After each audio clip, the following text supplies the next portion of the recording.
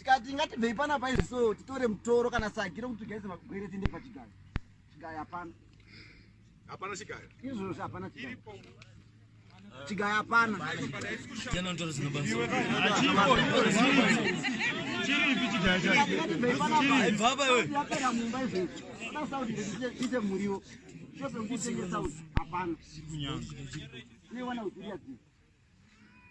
Vanomwira vanodawo zvokuti vamedze huro. Bhava racho charo hapana.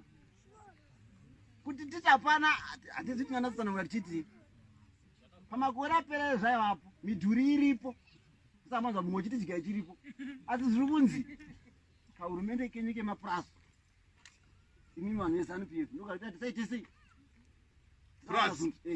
procurement agents. Saka kuti vabereke vanhu kuti purazi procure yacho inoita sei inofamba sei hazviiti chova chigayo chinongavharwa paJanuary kusvika June pachiitwa processing yeprocurement 6 months munzvimbo mune vanhu mobva mauya moti tivhotere vanobvuma here kuvhotera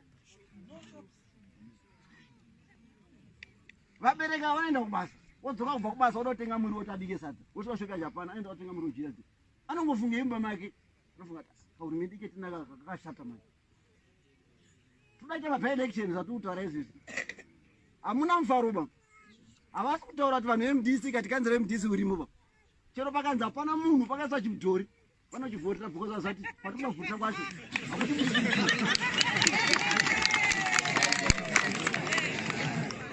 kana tiita zvinhu neprocess hatiko kuhurumende hatizivi hedu asi hatitoriwo here 6 months mapepers achiitwa chigayo chakavharwa shopi yakavharwa pambisa panogara vanhu panorarama abereki vakawanda kudai uso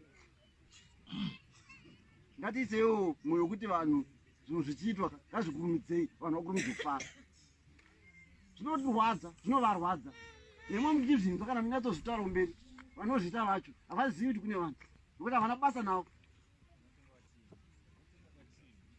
vanotenga kwaTM kunutaurwa hativazivi ende havatouyi kuno kana kutovabvunza nekuyereni kwacho nevanhu havatozviziva havauyi